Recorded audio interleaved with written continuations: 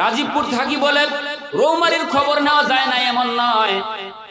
গানের মঞ্চে গুলোতে খোলা আকাশের নিচে এত সুন্দর ব্যবস্থাপনা হয় না, গানের মঞ্চেও মানুষ দিয়ে ভরে যায়। এরাও কিন্তু দেখবেন ওই যে আব্দুল্লাহ ইবনে উবাই ইবনে সুলুল মুহাম্মদ রাসূলুল্লাহ সাল্লাল্লাহু আলাইহি সাল্লামের কাছে কিন্তু ভালো কথাটাই বলেছিলেন যে আমি এত ভালো হয়েছি। তাদের তথ্যগুলো আপনাদেরকে দেই। এই আব্দুল্লাহ ইবনে উবাই ইবনে সুলুল এর কাজটা ছিল শুধু ইহুদিদের সাথে বন্ধুর মতো আচরণ করেছে। আজকে আমরা বন্ধুর মতো আচরণ তো দূরের কথা, ইহুদির বাড়িতে বসে খাই, তাদের পরনের জিনিস, তাদের দেওয়া জিনিস করি, তাদের সবকিছুই করি কি করি না? তাহলে এদের চরিত্র যদি, এদের অবস্থানটা যদি এরকম অবস্থা হয়ে যায়, ইহুদিদের সাথে একটু ভালো আচরণ করা, বন্ধুসুলভ আচরণ করার দায়ে যদি কোরআনুল হাকিমে তাদের ব্যাপারে কঠোরতা আসে, আজকেও দুনিয়ার জমিনে যারা এরকম আছে, করোনার সময় আসলে দেখা যায় মানুষের কাছে রিলিফ দিবে যেমন তেমন, নিজের ডয়ার ভরা শেষ। এই এলাকায় মনে হয় হয়নি। বন্যার সময় আসে, মাল যদি আসে 1 টন, হাফ টন না 1/4 বিলীন করে, তারপরে সবগুলাই নিজের পেট ভরে। এরকম লোক আছে না নেই? আছে, অনেক আছে। উপর থেকে মসজিদের টাকাও খায়। মসজিদের নামে বাজেট পাস হয়, এই টাকা তুলতেও নাকি 50,000 টাকা খরচ হয়। 1 লাখ টাকার বাজেট পাস করতে 50,000 টাকা খরচ। এরকম অবস্থান এই এলাকা হয় না? হয়। এদের ব্যাপারে মাঝে মাঝে আমি একটা কথা বলি। প্রথমে কিন্তু বলছে উদীয়মান তরুণ বক্তা, বিভিন্ন স্থান থেকে পুরস্কার ও সনদপ্রাপ্ত ইসলামী সঙ্গীত শিল্পী, মাঝে মাঝে আমি তাদেরকে একটা গান গাই, শুনবেন তো ইনশাআল্লাহ। এই মুনাফিকদের ব্যাপারে একটা চরিত্র, এদের ব্যাপারে একটু কথা শুনে দেয়। এদের ব্যাপারে একটা সুন্দর গান লেখা হয়েছে। তাদের ব্যাপারটা হলো এরকম, মুরব্বীরা হয়তো গানের সুরটা বুঝবে, কিন্তু গানের ভাষাগুলোকে একটু শোনেন। এদের ব্যাপারে বলা হলো, গ্রামের চেয়ারম্যান পালিয়ে বেড়াচ্ছ কেন? গ্রামের চেয়ারম্যান পালিয়ে বেড়াচ্ছ কেন? শুনেছি দুদুকের খাতায় তোমার নাম, হায়রে শুনেছি দুদুকের খাতায় তোমার নাম। আগে কি সুদ ঘুষ মাল কামাইতাও তুমি, আগে কি সুদ ঘুষ মাল কামাইতাও, ঠিক না? মুরব্বী করতেছে, ও চেয়ারম্যান সাহেব পলায় বেড়ান কে? 5 বছর তো ঠিকই ক্ষমতায় ছিলাম, এখন তোমারে কেন পিটানি দেয়? এখন কেন তোমার পড়ে যাওয়া লাগে? আগে কি সুদ ঘুষ মাল খাইতা নাকি 5 বছর কি করতা? এখন কেন তোমার অ্যারেস্ট করে? এখন চেয়ারম্যান এটা বলতেছে, মুরব্বী গ্রামের চেয়ারম্যান পালিয়ে বেড়াচ্ছ কেন? শুনেছি দুদুকের খাতায় তোমার নাম, হায়রে শুনেছি দুদুকের খাতায় তোমার নাম। আগে কি সুদ ঘুষ মাল কামাইতাও তুমি, আগে কি সুদ ঘুষ মাল কামাইতাও? প্রশ্ন করছে। এবার চেয়ারম্যান কি বলে শুনবেন? চেয়ারম্যান বলতেছে, এবার বর্ষাকাল আইতো কি যে ভালো লাগতো, রিলিফের মাল পায়া আনন্দ পাইতাম। বর্ষাকাল আইতো কি যে ভালো লাগতো, রিলিফের মাল পায়া আনন্দ করতাম। কিছু মাল বিলাইয়া ভিডিও করিয়া, ঠিক না? কিছু মাল বিলাইয়া সেলফি তুলিয়া, ছবি উঠাইয়া পত্রিকা ছাপাইয়া, বাকি মাল দিয়া আমার গুদাম ভরিতাম, হায়রে বাকি মাল দিয়া আমার পেটটা ভরিতাম। আগে কি সুন্দর মাল কামাইতাম আমি, আগে কি সুন্দর মাল কামাইতাম। গ্রামের চেয়ারম্যান পালিয়ে বেড়াচ্ছ কেন? শুনেছি দুদুকের খাতায় তোমার নাম, হায়রে শুনেছি দুদুকের খাতায় তোমার নাম। আগে কি সুদ ঘুষ মাল কামাইতাও তুমি, আগে কি সুদ ঘুষ মাল কামাইতাও, ঠিক না? ভোট আসে ভোট দেয় সরকার বদলায়, আমি চেয়ারম্যান ঠিকই থাকতাম। চেয়ারম্যান ভাষা দেখছেন? কারণ কি জানেন? এই খালি পোল্টি খায়। যখন দেখে যে সরকারের অবস্থা ভালো না, তখন বিএনপিতে যোগ দেয়। আবার বিএনপি যখন দেখে অবস্থা ভালো না, আবার আওয়ামী লীগে যোগ দেয়। যখন যে দলের শক্তি বেশি, ওই দলেই আমার। এরকম লোক পোল্টিবাজ আছে না নাই? এটা হলো মুনাফিক মার্কা লোক। যখন তখন পোল্টি মারে। তাই চেয়ারম্যান কইতেছে, ভোট আসে ভোট যায় সরকার বদলায়, আমি চেয়ারম্যান ঠিকই থাকতাম। দলের চেয়ে ভোট বড়, ভোটের চেয়ে পেট বড়। দলের চেয়ে ভোট বড়, ভোটের চেয়ে পেট বড়। তাই তো এ দল ও দল ডিগবাজি খাইতাম আমি, তাই তো এ দল ও দল ডিগবাজি খাইতাম। আগে কি সুন্দর মাল কামাইতাম আমি, আগে কি সুন্দর মাল কামাইতাম। গ্রামের চেয়ারম্যান পালিয়ে বেড়াচ্ছ কেন, গ্রামের চেয়ারম্যান পালিয়ে বেড়াচ্ছ কেন। শুনেছি দুদুকের খাতায় তোমার নাম, হায়রে শুনেছি দুদুকের খাতায় তোমার নাম। আগে কি সুদ ঘুষ মাল কামাইতা, ঠিক না? এটা হলো পল্টিবাজ, এটা হলো মুনাফিকি চরিত্র। যে কোনো মুহূর্তে তারা পল্টি মারতে পারে, যেমনি ভাবে পল্টি মেরেছে আব্দুল্লাহ ইবনে উবাই ইবনে সুলুল, এরা যে কোনো মুহূর্তে এরকম কি করতে পারে, পল্টি মারতে পারে। তাই রাসূল আরবি সাল্লাল্লাহু আলাইহি সাল্লাম আর একটা হাদিস থেকে শোনাতে যাচ্ছি, দুনিয়ার জমিন থেকে চলে যাওয়ার পূর্বে হুযায়ফা ইবনুল ইয়ামিন নামক একটা সাহাবী ছিলেন। এই সাহাবার কাছে তিনি মুনাফিকদের একটা লিস্ট করে দিলেন। মুনাফিকি চরিত্রের যে সমস্ত মানুষগুলো ছিল তাদের এরকম লম্বা একটা লিস্ট করে দিয়েছিলেন। আব্দুল্লাহ ইবনে উবাই ইবনে সুলুল সহ ওই জামানার যতগুলো মুনাফিক ছিল সকলের লিস্ট হুযায়ফা ইবনুল ইয়ামিন নামক একজন সাহাবার কাছে দিলেন। এই সংবাদ কোন এক সময় ওমর ফারুক রাদিয়াল্লাহু তাআলা আনহুর কাছে চলে গেল। ওমর ফারুক রাদিয়াল্লাহু তাআলা আনহু বললেন, সর্বনাশ, হুযায়ফা ইবনুল ইয়ামিন রাদিয়াল্লাহু তাআলা আনহু যেই জানাজার নামাজে অংশগ্রহণ করেন সকলেই বুঝতে পারে যে এর ব্যাপারে কোনো বিপদ নাই, এর ব্যাপারে কোনো রেড অ্যালার্ট নাই। কিন্তু যেই জানাজার মধ্যে হুযায়ফা ইবনুল ইয়ামিন নামক সাহাবা যেই জানাজার মধ্যে যায় না, সাহাবাদের বুঝতে কোনো কষ্ট হয় না হুযায়ফা ইবনুল ইয়ামিন রাদিয়াল্লাহু তাআলা আনহু কেন এই জানাজার নামাজে আসলো না। তার মানে মুনাফিকদের যেই লিস্টটা দিয়েছিল মনে হয় ওই লিস্টের মধ্যে তার নাম আছে, এটা ধরে নেয়। ওমর রাদিয়াল্লাহু তাআলা আনহুর মস্তিষ্কের ভিতরে এটা লারা বলল। তিনি হুযায়ফা ইবনুল ইয়ামিন রাদিয়াল্লাহু তাআলা আনহুর কাছে গেলেন, বললেন, ভাই হুযায়ফা ইবনুল ইয়ামিন, শুনেছি রাসূল আরবি সাল্লাল্লাহু আলাইহি সাল্লাম আপনার কাছে একটা লিস্ট দিয়েছে, যে লিস্টের ভিতরে মুনাফিকদের নাম রয়েছে। আপনার কাছে বিশাল করজোর অনুরোধ, আপনি একটু বলেন তো ওই মুনাফিকদের লিস্টের মধ্যে আমি ওমরের নামটা আছে কিনা। বলেন আল্লাহু আকবার। খলিফা ওমরের মতো মানুষ, মুনাফিকি চরিত্র কিনা তার অন্তরের ভিতরে সেই ভয়। তিনি বলতেছেন, ভাই হুযায়ফা ইবনুল ইয়ামিন, আপনার কাছে আমার অনুরোধ, আপনি আপনার লিস্টটা দেখে একটু বলেন আপনার ওই লিস্টের মধ্যে আমি ওমরের নামটা আছে কিনা। মানে তার অন্তরের ভিতরে আখিরাতের ভয়। যদি কিয়ামতের ময়দানে আল্লাহ ডাক দিয়ে জিজ্ঞাসা করেন মুনাফিকদের লিস্টের ভিতরে ওমরের নাম আছে, ওই কঠিন কিয়ামতের ময়দানে আমি কি জবাব দেব, আমার কি পরিণতি হবে, কি অবস্থা হয়ে যাবে। তাই হুযায়ফা ইবনুল ইয়ামিন রাদিয়াল্লাহু তাআলা আনহু বলতেছেন, রাসূল আরবি সাল্লাল্লাহু আলাইহি ওয়াসাল্লাম এই লিস্টটা আমার কাছে দিয়েছেন আর বলেছেন কারো কাছে এই নামটা বলা যাবে না, নামগুলো বলা যাবে না। ভাই ওমর, তবে এটা কি কোনো সত্য আপনার নামটা মুনাফিকদের লিস্টের মধ্যে নাই। কিন্তু ওমর রাদিয়াল্লাহু তাআলা আনহু কিছুদিন পর পর ওই হুযায়ফা ইবনুল ইয়ামিন রাদিয়াল্লাহু তাআলা আনহুর কাছে যাইতেন আর বলতেন, যেহেতু আল্লাহ বলেছেন ওয়ামিনান নাসি মান ইয়াকুল আমান্না বিল্লাহি ওয়া বিল ইয়াউমিল আখির ওয়া মা হুম বিমুমিনিন। মানুষের মধ্যে এক শ্রেণীর মানুষ আছে যারা বলে যে আমরা ঈমান এনেছি আল্লাহর প্রতি, অথচ তারা মুমিন না। আমি যদি মুমিন না এই লিস্টের মধ্যে পড়ে যাই তাহলে কঠিন কিয়ামতের ময়দানে কি হিসাব দেব, কি জবাব দেব। সুতরাং লিস্টটা বারবার তিনি দেখতে চাইতে। ওমরের মতো মানুষ এই চিন্তা এবং চেতনা করত।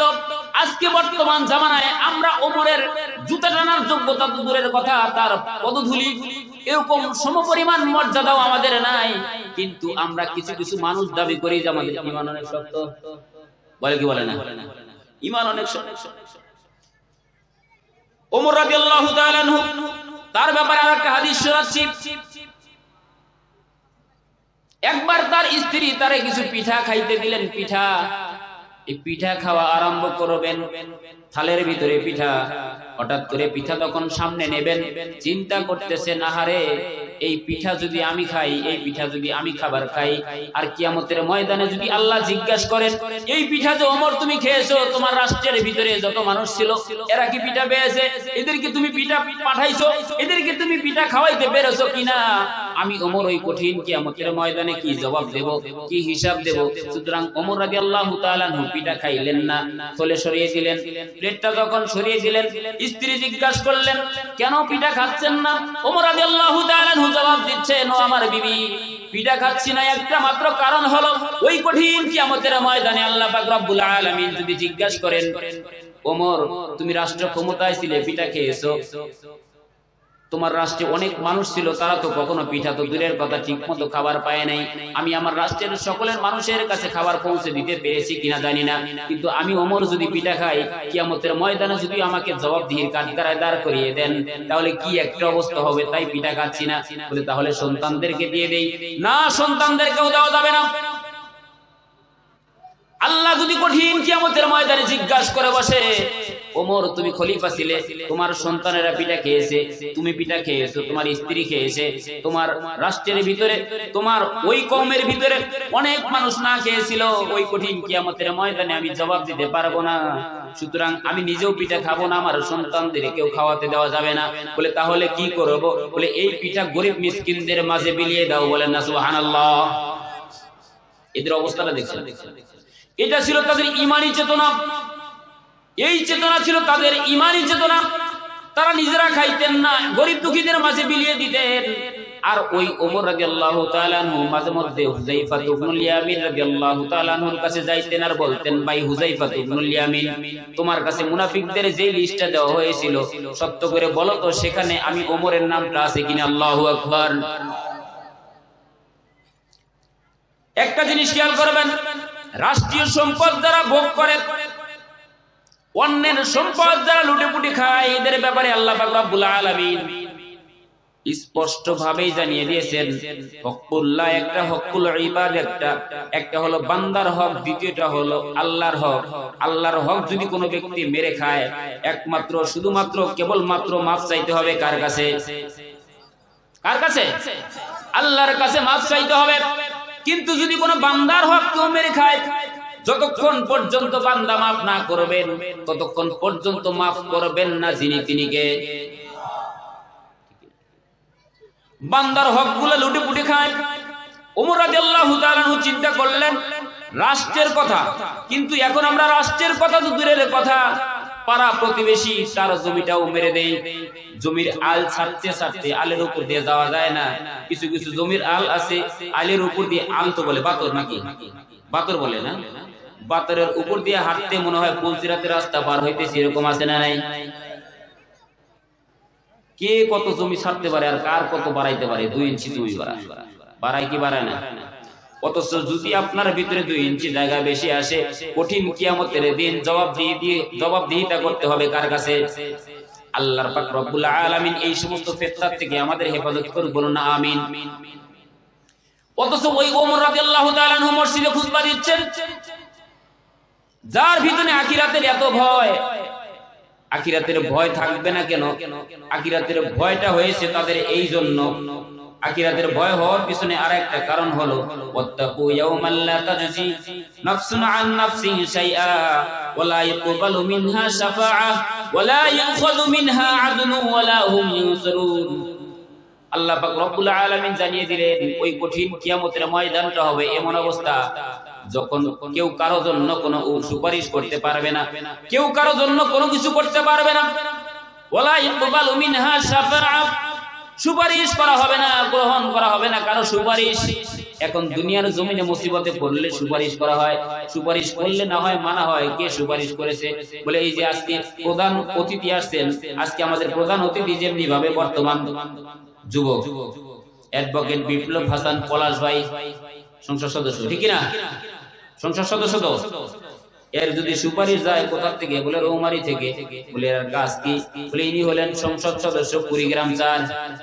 এই কুড়িগ্রাম 4-এর সংসদ সদস্য, ইনি যদি সুপারিশ করে দুনিয়ার জমিনের বিচার থেকে কিছু হলে রেহাই পাওয়া যাবে কি যাবে না?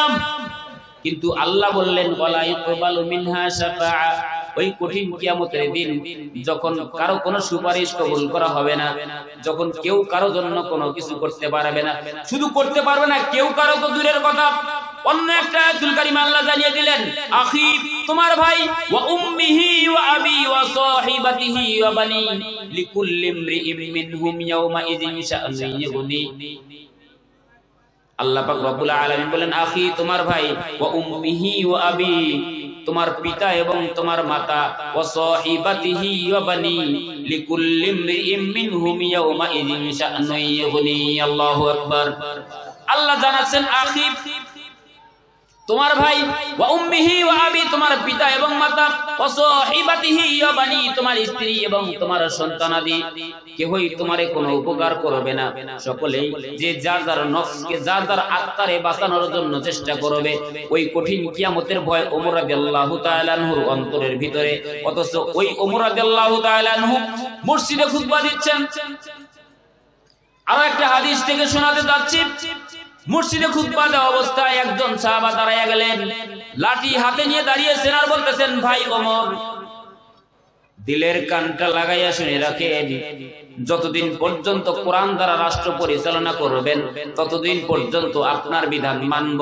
যখন কোরআনের বাইরে বা রাসূলের সুন্নাহর বাইরে কোনো মন গড়া বিধান করবেন, তখন এই যে লাঠি দেখতেছেন হাতে, এই লাঠি দ্বারা প্রতিহত করব। বলেন আল্লাহু আকবার।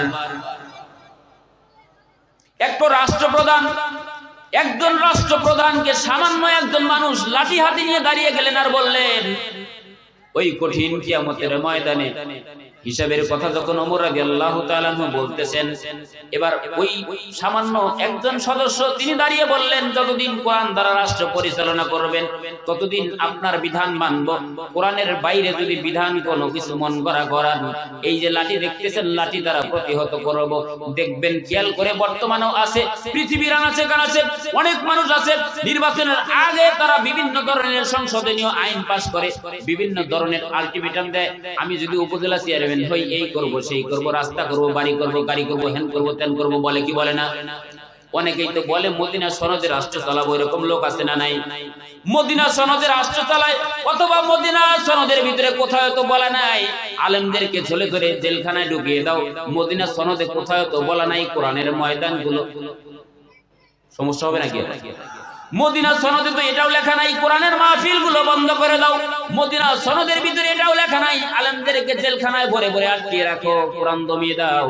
এই যে কোরআনের বাতি জ্বলতেছে আপনাদের আমবাড়ি দাগ ভাঙ্গা আমবাড়ির মতো এরকম একটা জায়গায় কোরআনের নূর জ্বলতেছে, এটা রহমত কার? এই রহমতটা আল্লাহর। এই এলাকার ভিতরে সকলেই যদি চিন্তা করে যে এই বাতি নিভিয়ে দিবে, আর আল্লাহ যদি চান যে না এই বাতি জ্বালাবো, তাহলে নিবানোর শক্তি কি কারো আছে? আর আল্লাহ যদি বলেন যে এখানে বাতি জ্বালানো সম্ভব না, এলাকার সকলেই মিলে যদি ঘাড় বাজায় ধাক্কাই এই বাতি জ্বালানো সম্ভব, সেটাও সম্ভব না। এর কেমনে বুঝবেন? কোরআন থেকে শোনাই, আল্লাহ পাক রব্বুল আলামিন স্পষ্ট ভাবে জানিয়ে দিলেন, ইউরিদুনা লিইউতফিউ নূরাল্লাহি বিআফওয়াহিহিম আল্লাহু মুতিম্মু নূরিহি ওয়ালাউ কারিহাল কাফিরুন। আল্লাহু আকবার। আল্লাহ জানাচ্ছেন, ইউরিদুনা লিইউতফিউ নূরাল্লাহি বিআফওয়াহিহিম আল্লাহু মুতিম্মু নূরিহি ওয়ালাউ কারিহাল কাফিরুন। কাফেরদের যতই খারাপ লাগুক না কেন, বিজাতিদের যতই খারাপ লাগুক না কেন, আমি রব্বুল আলামিন যেখানে ইচ্ছা কোরআনের বাতি জ্বালিয়ে দেব। বলেন আল্লাহু আকবার। আল্লাহর যেখানে ইচ্ছা, যেখানে ভালো লাগবে সেখানে কোরআনের বাতি জ্বালিয়ে দিবেন তিনি কে? সুতরাং 2-4 জনকে জেলখানায় ভরিয়ে দিয়ে 2-4-5টা মাহফিলে 44 ধারাধারি করে করে আলেমদেরকে জেলখানায় ভরে কিছু সংখ্যক আলেমদেরকে ফাঁসির মঞ্চে ঝুলিয়ে দিয়ে বাংলার জমিন থেকে ইসলাম বিতাড়িত করা সম্ভব না। কথা কোন ঠিক কিনা? 2-4 জনের ফাঁসির কাজটি দিয়ে এরা মনে করে হয়তো বা বাংলার জমিন থেকে ইসলাম উঠে যাবে না, কখনোই না। পৃথিবীর জমিনের যে কোনো প্রান্তেই হোক না কেন, তাম দুনিয়া যদি জ্বালিয়ে দেওয়া হয়, মানুষদেরকে যদি জীবিত রাখা হয়, তাদের মাঝখান থেকে আবার কোরআন লিপিবদ্ধ করা সম্ভব। সুতরাং পৃথিবীর জমিনে আল্লাহ যদি চান বাংলার জমিনটারে কোরআনের জমিন হিসেবে কবুল করবেন, তাহলে বাংলার জমিন কোরআনের জমিন হিসেবে কবুল হবে কি হবে না? অবশ্যই হবে। তাই তো আল্লাহ পাক রব্বুল আলামিন বললেন ইউরিদুনা লিইউতফিউ নূরাল্লাহি বিআফওয়াহিহিম আল্লাহু মুতিম্মু নূরিহি ওয়ালাউ কারিহাল কাফিরুন। কাফের বেদুইনদের যতই খারাপ লাগুক না কেন, তাদের গায়ে যতই অ্যালার্জি হোক না কেন, আমি রব্বুল আলামিনের যেখানে ইচ্ছা কোরআনের বাতি জ্বালিয়ে দিব। বলেন আল্লাহু আকবার। সম্মানিত হাজিরিন, যে কথা বলতেছিলাম, ওমর রাদিয়াল্লাহু তাআলা আনহু ওই আখিরাতকে ভয় করতেন। যখন পিতামাতা আত্মীয়স্বজন সকলের থেকে পলায়ন করবে, ওই আখিরাতের ভয় করে করে ওমর রাদিয়াল্লাহু তাআলা আনহু হুযায়ফা ইবনুল ইয়ামিন রাদিয়াল্লাহু তাআলা আনহুর কাছে যাইতেন আর বলতেন, ভাই হুযায়ফা ইবনুল ইয়ামিন, সত্য করে বলো তো তোমার কাছে ওমর রাদিয়াল্লাহু তাআলা আনহু যে লিস্টটা দিয়েছে, ওই লিস্টের মধ্যে আমি ওমরের নাম আছে কিনা। আর ওই ওমর রাদিয়াল্লাহু তাআলা আনহুর বিপক্ষে লাঠি হাতে দাঁড়িয়ে গেলেন ওই সাহাবা সাইয়্যিদ ইবনে আমির আল জামাহির নামক একজন সাহাবা। এর ব্যাপারে ওমর রাদিয়াল্লাহু তাআলা আনহু বললেন, ও সাইয়্যিদ, তুমি একটু শান্ত হও, তুমি একটু বসো, নামাজ শেষে তুমি আমার সাথে একটু দেখা করো। সাইয়্যিদ ইবনে আমির আল জামাহির চিন্তা করলেন, নামাজ শেষে যেহেতু খলিফা দেখা করতে বলেছে, হয়তো বা আমার বিপক্ষে কিছু বলবে, কিন্তু আমি পরোয়া করি না। আমি যারে ভয় করি তিনি হলেন আমার রব। নামাজ শেষে ওমর রাদিয়াল্লাহু তাআলা আনহু তার জন্য দোয়া করলেন আর বললেন, সাইয়্যিদ ইবনে আমির আল জামাহির, তোমার জন্য দোয়া রইল। একটা জিনিস বোঝো, ওই যে কুয়াইফা নামক অঞ্চল, ওই এলাকার ভিতরে অনেক দিন থেকে একটা রাষ্ট্রপ্রধান চায়, একটা লিডার চায়, একটা নেতা চায়। আমি মন থেকে বলছি, মন থেকে মুহাব্বত চিত্তে তোমারে ওই এলাকার জন্য নেতা হিসেবে সিলেক্ট করেছি। বলেন আল্লাহু আকবার। সাইয়্যিদ ইবনে আমির আল জামাহির দু চোখের পানি ছেড়ে দিলেন। দু চোখের পানি ছেড়ে দিয়ে বলতেছেন, ভাই ওমর, আমি তো নেতা হয়ে দুনিয়ার জমিনে বাঁচতে চাই না। আমি দুনিয়ার জমিনে সামান্য মানুষ হিসেবে, সামান্য নাগরিক হয়ে বাঁচতে চাই। আমারে আপনি ওই এলাকার ভিতরে নেতা হিসেবে পাঠায়েন না। ওমর রাদিয়াল্লাহু তাআলা আনহু তখন তার আয়াতুল কারিমা শুনিয়ে দিলেন, আতিউল্লাহ আতিউর রাসূল উলিল আমরি মিনকুম। আল্লাহর রাসূল তোমারে জানিয়ে দিয়েছেন, কোরআনুল হাকিমে আল্লাহ আদেশ করেছেন, আল্লাহর আদেশ মানো, আল্লাহর অনুগত্য করো, রাসূলের অনুগত্য করো। এরপর বলা হয়েছে উলিল আমরি মিনকুম, নেতার অনুসরণ করো। আমি ওমর নেতা হিসেবে তোমারে আদেশ করছি, তুমি ওই এলাকার রাষ্ট্রপ্রধান হিসেবে নিয়োজিত হয়ে যাও। আল্লাহু আকবার। রাষ্ট্রপ্রধান বানালেন। সাইয়্যিদ ইবনে আমির আল জামাহির রাষ্ট্রপ্রধান হবেন না। তিনি কান্না করতেছেন আর বলতেছেন, ভাই ওমর, আমার যদি অভয়বাণী দেওয়া যায়, আমার যদি অপশন দেওয়া যায় যে তুমি কোনটা বেছে নেবে, সামান্য মানুষ, সাধারণ মানুষ হিসেবে বাঁচবে নাকি নেতা হিসেবে বাঁচতে চাও? আমি সামান্য সাধারণ মানুষ হিসেবে এই এলাকায় বসবাস করতে চাই, আমি নেতা হতে চাই না। বর্তমান জামানায় যদি এরকম বলা হয় যে দাঁত ভাঙ্গা এই এলাকাতে চেয়ারম্যান নিযুক্ত করব আপনাকে, আর কেউ দাঁড়াবে না, সে খুশিতে লাভ দেবে কি দেবে না? কারো যদি সিলেক্ট করা হয় যে এলাকার লিডার আপনি, সে তো খুশিতে লাভ। যে ভোট দিতে গেলে হয়তো রাত্রে দেওয়া লাগে, অথবা শেষ রাতে, অথবা দুপুর হওয়ার আগেই শেষ, সন্ধ্যা হয়ে যায়, ভোট গোনা শেষ হয় না। কি হয়েছে ভোট বুঝলা যায়, গোনা শেষ। ভোট দেওয়া লাগে তো দূরের কথা, এত কষ্ট। ভোট না দিলেও পাস, বাইরে বাইরে করা লাগে, কত চিন্তা, কত কাহিনী। ওর থেকে এই দাঁত ভাঙ্গা এলাকার থেকে যদি আমারে সিলেক্ট করে, তাহলে তো আমি একবারেই পার, লাভ দেবে, ঠিক না? অথচ তাদের আকীদা, তাদের ঈমানি চেতনা, তাদের চেতনা ছিল আমি নেতা হয়ে বাঁচতে চাই না, আমি এই এলাকায় সামান্য সাধারণ নাগরিক হিসেবে বাঁচতে চাই। ভাই ওমর, আমার যদি দুইটা অপশন দেওয়া যায়, আমি নেতা হিসেবে বাঁচতে চাই না। এখন তো বর্তমান জামানায় এরকম হয়, এই যে কিছুদিন আগে যেরকম চেয়ারম্যানের নির্বাচন গেল, এই নির্বাচনের সময় কারো কারো 2, 4, 5 লক্ষ টাকা গেছে বা আরো বেশি গেছে দলীয় প্রতীকের জন্য। কথা বলেন ঠিক কিনা? দলের প্রতীক পাইলেই পা মাইন্ড করতেছেন, সত্য যেটা বলতেই হবে। দলের প্রতীক পাইলেই যদি পার হয়, এখানে যদি আমার 10 লাখ খরচ হয়, সমস্যা কোথায়? আমি এখানে 10 লাখ খরচ করে একটা দলীয় প্রতীক আনবো, পরে আমারে ঠেকায় কে? ঠিক কিনা? বললেও ঠিক, না বললেও ঠিক। রাগ করতেছেন না? আমরা চিন্তা করি দলীয় প্রতীক। সাহাবায়ে কেরামের ঈমানি চেতনা, তাদের ঈমানি চেতনা ছিল আমি নেতা হয়ে বাঁচতে চাই না, সাধারণ নাগরিক হিসেবে বাঁচতে চাই। কিন্তু আমরা নেতার গায়ে তেল মারি আমারে নমিনেশন দেন, আমারে দেন বলে কত টাকা, এত টাকা, দর কষাকষি, 2 জন 3 জন 5 জন পর্যন্ত মানুষ যায় বলে উপজেলায় নয়, ওই যাও মহানগর ঢাকায় যাও, সেখানে গিয়ে দেখা হয় কি দলীয় প্রতীক দাও, তেলা মাথায় তেল মারিয়া ফায়দা নেয় যে লুটিয়া, তেল বিনে চলে না দুনিয়া, ঠিক না? এরা খালি নেতার গায়ে তেল মারে, তেলা মাথায় তেল মারিয়া ফায়দা নেয় যে লুটিয়া, তেল বিনে চলে না দুনিয়া ভাই, তেল বিনে চলে না দুনিয়া। আছে না নাই?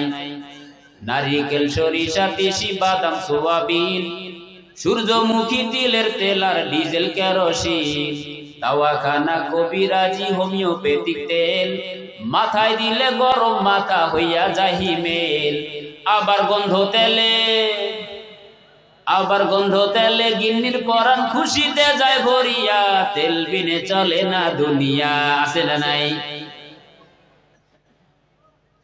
অসুস্থ বা রোগী হইয়া যাবেন ক্লিনিকে, সেখানেতেও তেলের বাহার দেখবেন চারিদিকে, ডাক্তার মিস্টার সাংবাদিক কোন তেলের পাগল সবাই, তেল পাইলে সবাই যেন ডাকে নতুন জামাই, ঠিক না? দেখবেন হাসপাতালে বেড নাই, সিট নাই, আর একজন নেতা ফোন করবো সিট আপনার তো দূরের কথা, আর একটা অসুস্থ রোগীর মালিক শুয়ে হলো আপনার সিট দেবো, দেখি দেয় না। বর্তমান হাসপাতালে ব্যবসাটা এত দুর্নীতিতে ভরে গেছে, এটা বলার মতো না। অসুস্থ বা রোগী হইয়া যাবেন ক্লিনিকে,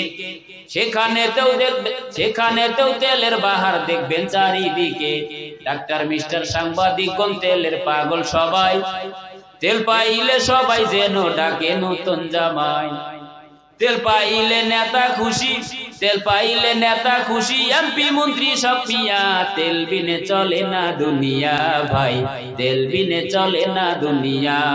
তেলা মাথায় তেল মারিয়া, ঠিক না?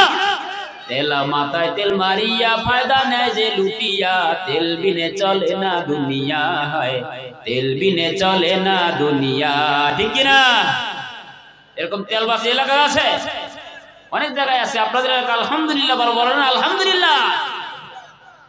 যে কথা বলতেছিলাম, নেতা বলতেছেন আমার আদেশ, তুমি কুয়াইফা নামক অঞ্চলে তুমি প্রতিনিধি হিসেবে যাবা, ওই এলাকার রাষ্ট্রপ্রধান হিসেবে তুমি যাইবা, কিন্তু সাইয়্যিদ ইবনে আমির আল জামহির বলতেছেন আমি নেতা হিসেবে বাঁচতে চাই না, দুনিয়ার জমে সামান্য মানুষ হয়ে বাঁচতে চাই। ধরে নেন, সংক্ষিপ্ত ভাবে বুঝাতে যাচ্ছি, সাইয়্যিদ ইবনে আমির আল জামহির ওই এলাকার লিডার হিসেবে পাঠানো হলো। লিডার হিসেবে তিনি গেলেন, 1 বছর পর্যন্ত ওই এলাকায় রাষ্ট্র পরিচালনা করলেন। ওমর রাদিয়াল্লাহু তাআলা আনহু চিন্তা করলেন কুয়াইফা নামক অঞ্চলে একটা গোয়েন্দা কমিটি পাঠানো যায়। একটা গোয়েন্দা কমিটি পাঠানো হলো, ওই এলাকার ভিতরে ঘুরে ঘুরে মানুষের কাছ থেকে অভিযোগ নিয়ে আসবে, আর ওই এলাকায় দরিদ্রদের একটা লিস্ট নিয়ে আসবে। কারণ আমি ওমর রাদিয়াল্লাহু তাআলা আনহু ওই এলাকায় দরিদ্রদের মাঝে কিছু মাল বন্টন করতে চাই। আল্লাহু আকবার। মাল বন্টন করতে চাই। একটা গোয়েন্দা গেল, গোয়েন্দা কমিটি গিয়ে কুয়াইফা নামক অঞ্চলে যখন ঘোরাঘুরি করতে লাগলো, মানুষের কাছে যেখানে গিয়ে জিজ্ঞাসা করে আপনার এলাকার সবথেকে একজন দরিদ্র ব্যক্তির নাম বলেন। ওই একজন ব্যক্তির নাম বলেন। যখন বলে একজন ব্যক্তির নাম বলেন, বলে আমাদের এই অঞ্চলের ভিতরে একটা দরিদ্র মানুষ যদি চান, তার নাম হলো সাইয়্যিদ ইবনে আমির আল জামাহির। আল্লাহু আকবার। বুঝতেছেন কথা?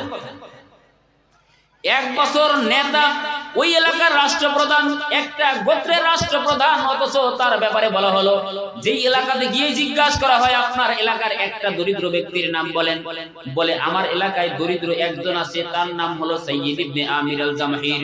এরকম ঘুরে ঘুরে ওই একজন ব্যক্তি ছাড়া যেখানেই যায় জিজ্ঞাসা করে সাইয়্যিদ ইবনে আমির আল জামাহির। ওমর রাদিয়াল্লাহু তাআলা আনহুর কাছে লিস্ট চলে আসলো, গোয়েন্দার লিস্ট। লিস্টে নাম পড়ে প্রথমেই সাইয়্যিদ ইবনে আমির আল জামাহির, আরো একজন গোয়েন্দার নাম পড়ে, এখানেও সাইয়্যিদ ইবনে আমির আল জামাহির। যেই গোয়েন্দাগুলো পাঠানো হয়েছে এক এক গ্রামে গ্রামে ঘুরে ঘুরে যেই লিস্টগুলো করেছে, প্রথমে নাম যার, তার নাম হলো সাইয়্যিদ ইবনে আমির আল জামাহির। এবার ওমর রাদিয়াল্লাহু তাআলা আনহু বললেন এটা কোন সাইয়্যিদ? গোয়েন্দা সংস্থার লোকগুলো বলতেছেন যারে আপনি 1 বছর আগে লিডার হিসেবে ওই এলাকায় পাঠিয়েছেন, যিনি আপনার বিপক্ষে লাঠি হাতে দাঁড়িয়েছিল, ওই সাইয়্যিদ ইবনে আমির আল জামাহির হলো ওই কুয়াইফা অঞ্চলের ভিতরে সবথেকে দরিদ্র। বলেন না আল্লাহু আকবার। সবথেকে দরিদ্র হলো সাইয়্যিদ ইবনে আমির আল-জামহি, তার থেকে দরিদ্র ওই কুয়াইফা অঞ্চলের ভিতরে আর নাই। বর্তমান বিশ্বের আনাচে কানাচে তাকিয়ে দেখবেন 5 বছর যাওয়ার পরেও নেতার বাড়িতে ইলিপের মাল দেওয়া লাগে। 5 বছর তো দূরের কথা, 1 বছর যাইতে না যাইতে নেতার বাড়ির ডিজাইন চেঞ্জ। 1 বছর তো 2 বছর দূরের কথা, নেতার রৌমারি শহরে থাকা লাগবে, বিভিন্ন জায়গায় বাসা, কুর্তিমারি থাকা লাগবে বাসা, রাজীবপুর থাকা লাগবে বাসা, আনন্দবাড়ি বাসা, যাইতে যাইতে বাসা। এভাবে যাবে আর যাবে, শুধু যাবে না, ঢাকা শহরে বাসা। শুধু তাই না, নেতা যদি 5 বছর ক্ষমতার চেয়ারে বসে, এরপরে বিদেশি বাড়ি করে লেখা, ঠিক না? রাগ করতেছেন মনে হয়, শেষ করে দেই। সম্মানিত হাজিরিন, সাইয়্যিদ ইবনে আমির আল-জামহি 5 বছর পর্যন্ত ওই এলাকায় নয়। সাইয়্যিদ ইবনে আমির আল-জামহির যখন নেতার দায়িত্ব পালন করতেছেন, গোয়েন্দা কমিটি গেল, সেখানে কমিটিরা লিস্ট নিয়ে আসলো, প্রথম সারির দরিদ্র যিনি, তিনিই হলো নেতা। আর আমাদের এলাকাতেও নেতা আছে, আপনাদের এলাকাতেও নেতা আছে।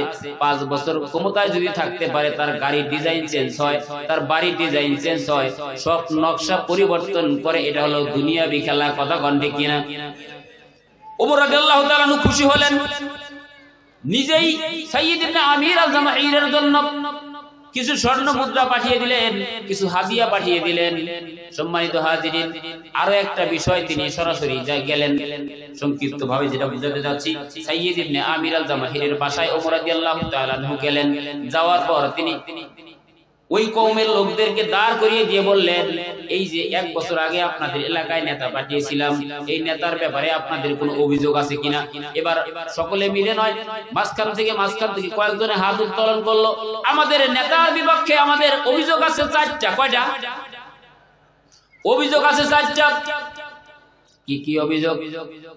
বলে নেতার মির্গি রোগ আছে, নেতা মাঝে মধ্যে বেহুশ হয়ে যায়, মাথায় পানি দেওয়া লাগে, তারপর নেতা সুস্থ হয়। নেতার মির্গি রোগ 1 নাম্বার সমস্যা, নেতার মির্গি রোগ আছে। 2 নাম্বার সমস্যা হলো নেতা সকালবেলা অফিসে আসতে দেরি করে। 3 নাম্বার সমস্যা হলো আপনার কাছে শুনেছি আপনি নাকি রাষ্ট্র পরিচালনা করেন, দিনের বেলায় রাষ্ট্র পরিচালনা করেন, রাত্রি বেলায় বাড়ি বাড়ি গিয়ে ঘুরে ঘুরে খোঁজ নেন, কিন্তু নেতা সারাদিন আমাদের সাথে থাকে বটে, রাত্রে কখনো আমাদের কাছে আসে।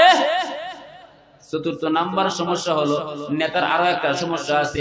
বলে কি, নেতা শুক্রবারের দিন অফিস করে তো দূরের কথা, জুমার আগে নেতা কারোর সাথে সাক্ষাৎ করে না। কখন? জুমার আগে। অভিযোগ কয়টা? যেই নেতা এত সুন্দর চরিত্রবান, যার ঈমানি চেতনা এত ভালো, যিনি ওমরের মতো একজন মানুষের সামনে লাঠি হাতে দাঁড়িয়ে গেলেন, তার বিপক্ষে অভিযোগ করলেন কয়টা? প্রথম অভিযোগ নেতার মির্গি রোগ আছে। 2 নাম্বার অভিযোগ হলো নেতা সকালে অফিসে আসতে দেরি করে।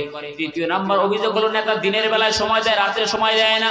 4 নাম্বার অভিযোগ হলো নেতা শুক্রবারের দিন জুমার আগে কারোর সাথে সাক্ষাৎ করে না। ওমর রাদিয়াল্লাহু তাআলা আনহু ঘামতে শুরু করলেন, সর্বনাশ, যেই সাইয়্যিদ ইবনে আমির আল-জামহির আমার বিপক্ষে লাঠি হাতে দাঁড়িয়ে গিয়েছেন, ওই সাইয়্যিদ ইবনে আমির আল-জামহিরের বিপক্ষেও 4টা অভিযোগ, তাও ছোট ছোট অভিযোগ না, বড় বড় অভিযোগ। আহারে সাইয়্যিদ ইবনে আমির আল-জামহির, জবাব দাও, তোমার বিপক্ষে কেন এত অভিযোগ? জবাব তবে কি যাবে না? জবাব শোনার দরকার আছে।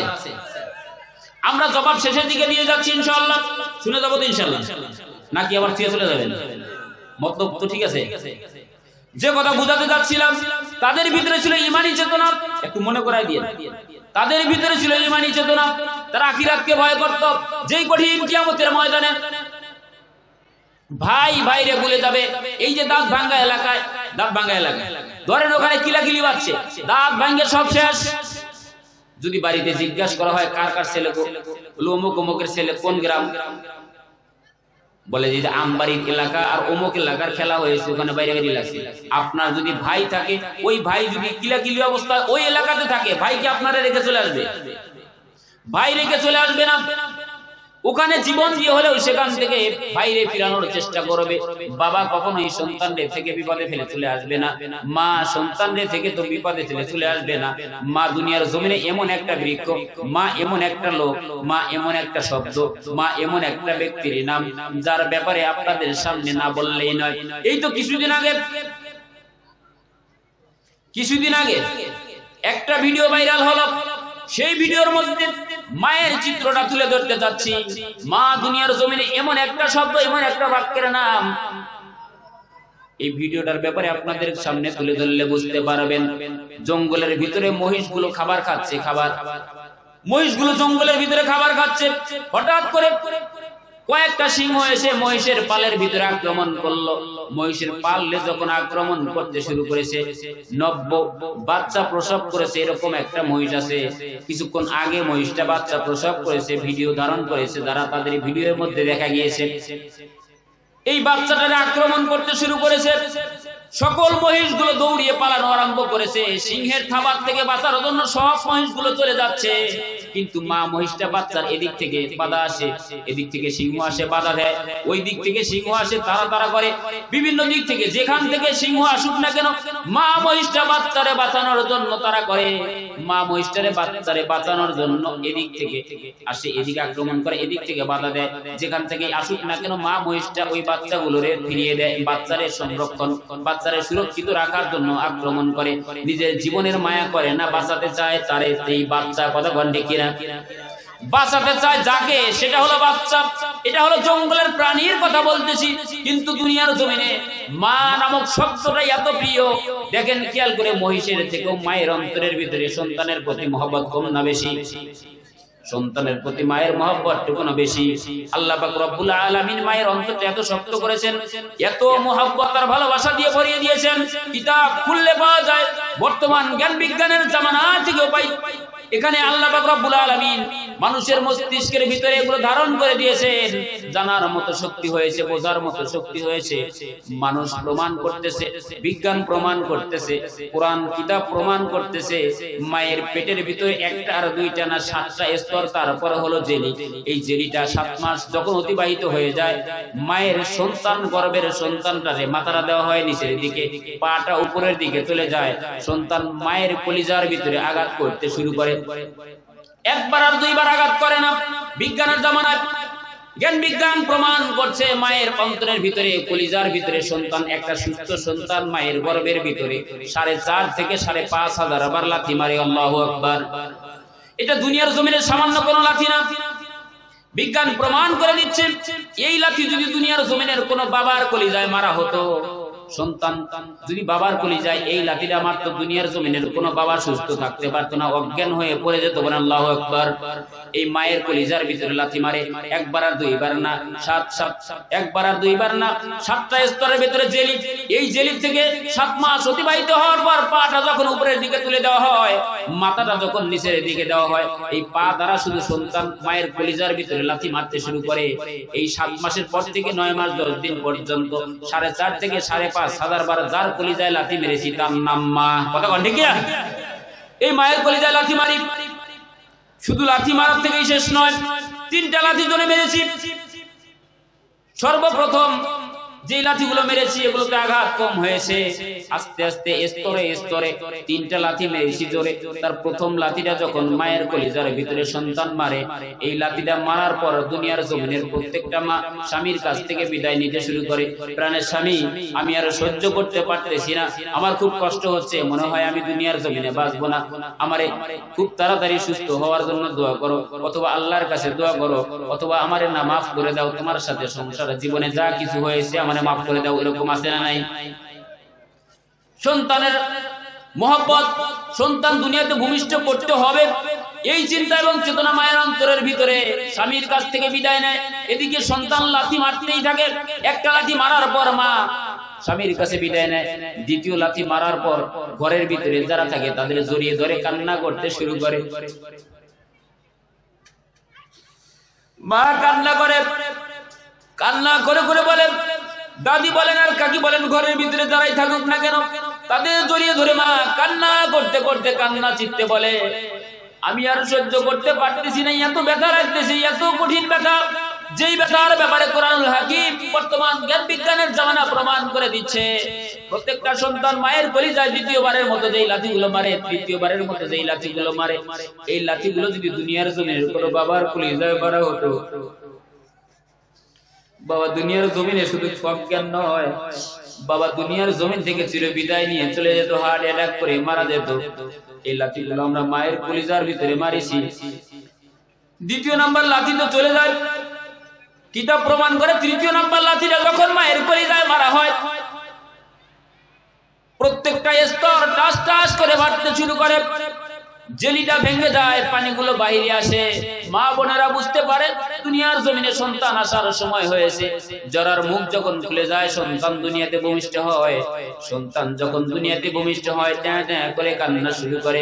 সন্তানের কান্নার আওয়াজটা আল্লাহ পাক রব্বুল আলামিন তার ভিতরে এত বেশি মহব্বত দিয়েছেন, এত বেশি ভালোবাসা আর এত বেশি রোগ প্রতিরোধ ক্ষমতা দিয়েছেন। সন্তানের কান্নার আওয়াজ যখন মায়ের কর্ণভেদ করে হৃদয়ে স্পন্দন, হৃদয়ের ভেতরে পরশ হয়, আল্লাহ পাক রব্বুল আলামিন জ্ঞান বিজ্ঞানের জামানা, বিজ্ঞান প্রমাণ করে দিচ্ছে সন্তানের এই কান্নার আওয়াজের কারণে মায়ের কলিজার ভিতরের প্রত্যেকটা ক্ষত বিক্ষত গুলো পূর্বের ন্যায় সম্পূর্ণ সুস্থ হয়ে যায়। আল্লাহু আকবার।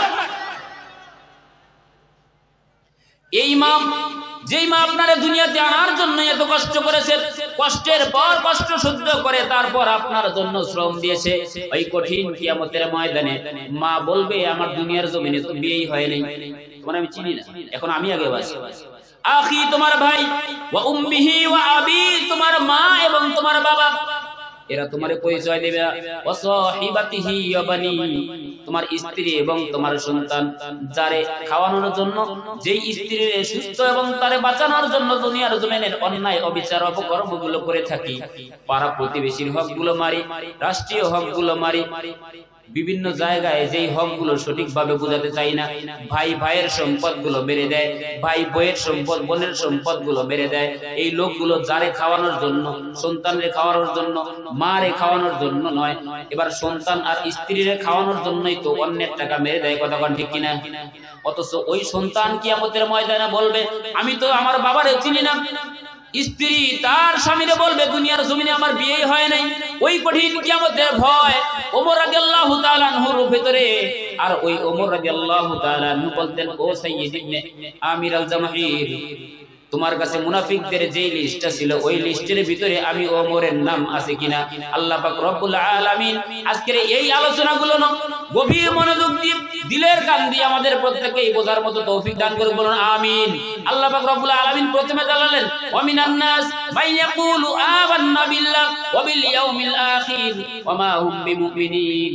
দুনিয়ার জমিনে এমন মানুষ আছে যারা বলে যে আমরা ইমানদার, অথচ তারা তো ইমানদার না।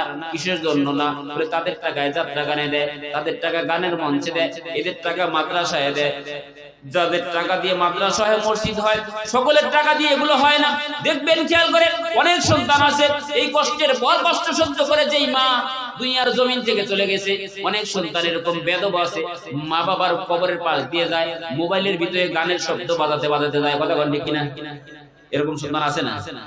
সুতরাং দুনিয়ার জমিন থেকে চলে যাওয়ার পর আপনার সন্তান কতটুকু ধরা দেবে এটা কোনোভাবেই কোথাও লেখা নাই। দুনিয়ার জমিনে তো ধরা দেবেই না, বরং কবরের বাড়িতে ধরা দেয় কেমনে, কথা বলেন ঠিক কিনা? অনেক সন্তান এরকম আছে মা বাবার কবরের পাশ দিয়ে যায় গান বাজাইতে বাজাইতে। কিন্তু এই যে মাদ্রাসার ছাত্রগুলো দেখেন, কিতাব থেকে পড়বে, এদের দিকে তাকান, সগীরা গুনাহগুলো মাফ হয়ে যাবে। এদের সহযোগিতা করেন, এদের পরনের কাপড় কিনে দেন, এদের সামনে পাইলে একটু মাথায় হাত বুলিয়ে তাদের জন্য দোয়া করে দেন। শুধু তাই না, এদের বুকে জড়িয়ে ধরেন, আপনারা সিনার ভিতরে ইসলামের মহব্বত ঢুকিয়ে দিবেন। তিনি কে? আল্লাহ পাক রব্বুল আলামিন সকলকে বোঝার মতো তৌফিক দান করুন, বলুন আমিন। এই এলাকার ভিতরে মা নাই কার কার? এখন আমরা যারা সামনে আছি মা নাই, যারা দিল খুলে হাতটা তুলি না, আল্লাহু আকবার। আমার মা আছে, বাবাও আছে, মা নাই বাবা নাই, এরকম কে কে আছে? যার মা আছে বাবা নাই, যার বাবা আছে মা নাই, সকলেই এক। যাদের একজন আছে বা একজন নাই, আল্লাহ কোরআনুল হাকিমে বললেন ওয়াকাদা রাব্বুকা আল্লা তা'বুদু ইল্লা ইয়্যাহু ওয়া বিল ওয়ালিদাইনি ইহসান।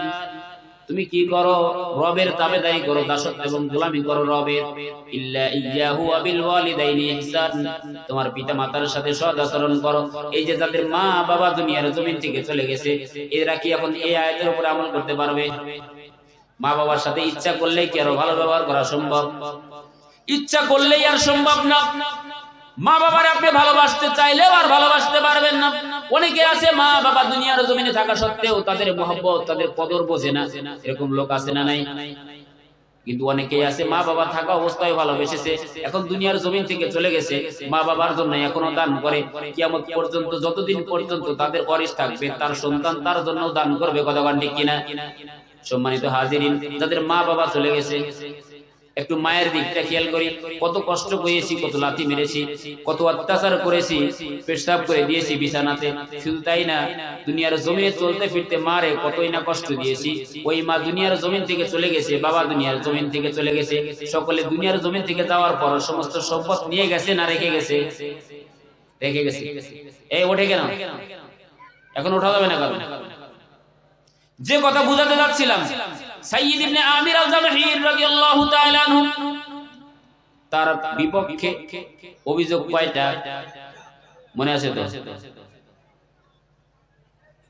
আমি এর আগেই আপনাদের সম্মুখে একটা বিষয় উপস্থাপন করতে চাচ্ছি। আমাদের প্রধান মেহমান আসবে, সাইয়্যিদ ইবনে আমির আল-জামহিরের ব্যাপারে 4টা প্রশ্নের উত্তর আমি আপনাদের সামনে উপস্থাপন করব। আল্লাহ পাক রব্বুল আলামিন যদি তৌফিক দান করেন বলুন আমিন। সম্মানিত হাজিরিন, যে কথা বুঝাতে যাচ্ছিলাম, মা যাদের দুনিয়া থেকে চলে গেছে, যাদের আছে, এরা মা বাবার জন্য পাঁচটা করে 10,000 টাকা এই মাদ্রাসার ছাত্রদের উদ্দেশ্যে মায়ের কবরের দিকে খেয়াল করে, বাবার কবরের দিকে খেয়াল করে দেখবেন, খেয়াল করে দুনিয়ার জমিনের সমস্ত সম্পদ রেখে গেছে। মায়ের কলিজায় লাথি মেরেছি বাবা, বাবার সম্পদ দিয়ে আজকে আমি বড় হয়েছি। এরকম মা বাবার কবরের শান্তির জন্য এরকম কোন সাহসী যুবক আছে যে মা বাবার কবরের শান্তির জন্য, মা বাবার জন্য এই মাদ্রাসায় 10,000 টাকা, মায়ের জন্য 5,000, বাবার জন্য 5,000, এরকম মহব্বতের সন্তানকে আসি একটু হাততালি লিল্লাহি তাকবীর।